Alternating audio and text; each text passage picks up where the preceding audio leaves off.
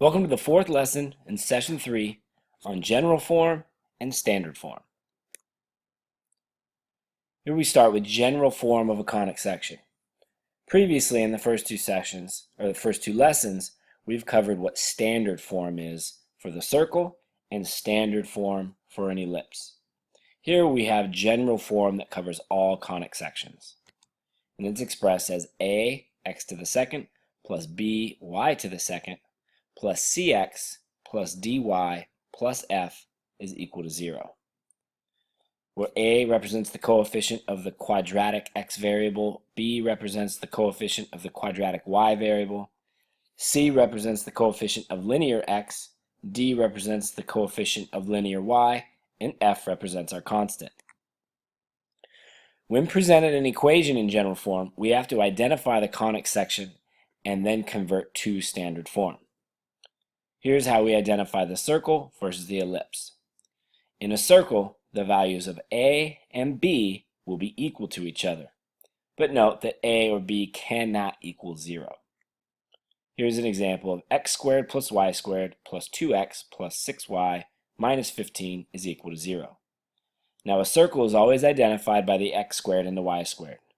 They have to have the exact same sign, so notice x squared and y squared are both positive, and they have to have the exact same coefficient, so where they are 1 and 1. So the coefficient, the values of a and b in this case, are equal to each other. So this is identified as a circle. An ellipse, the values of a and b have the same sign, but different values. Again, a or b can't be equal to 0. So an example of an ellipse is 2x squared plus 3y squared plus 8x plus 6y minus 7 is equal to 0. Again, we identify the ellipse by the x squared and the y squared. The coefficients are 2 and 3. Since those values have the same sign but different values, we identify this as an ellipse. Now, in order to convert from general form to standard form, which is often asked of us, we have to complete the square in terms of x and complete the square in terms of y. Here in our examples, we need to identify the conic section that's presented to us. So we need to understand if it's a circle or an ellipse. Then we're going to convert the equation into its appropriate standard form.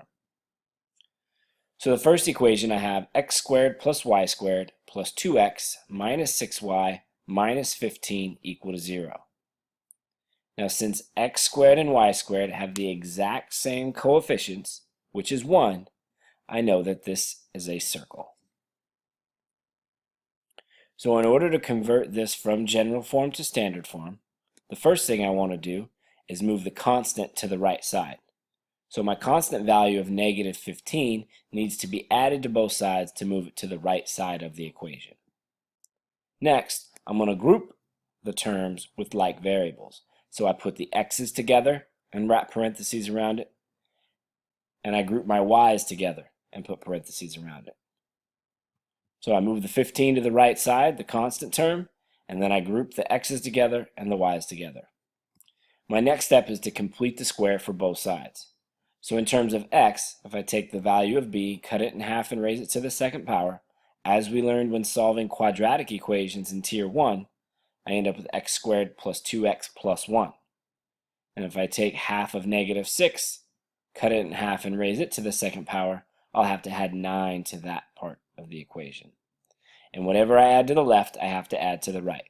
So I end up with x squared plus 2x plus 1 plus y squared minus 6y plus 9, and I had to add the 1 and the 9 on the right side of the equation.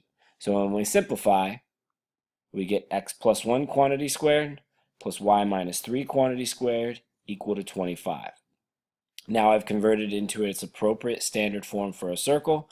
I can identify the center of the circle at negative 1, 3, and a radius at 5, and I could graph if I was asked to. In the next equation, we have 4x to the second plus 9y to the second minus 54y plus 40x plus 37 equal to 0. So dealing with some large numbers. But really all we're paying attention to is 4x squared plus 9y squared. That's what indicates whether I have a circle or an ellipse, or later tells us if we have a parabola or a hyperbola. In this case, I have 4x squared and 9y squared, so both the value of A and B have the exact same sign because they're both positive, and they have different values of 4 and 9.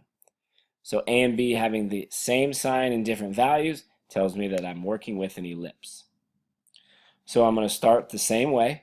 I need to move the constant term to the right, so I'm going to subtract 37 from both sides, and I group the x's together and I group the y's together.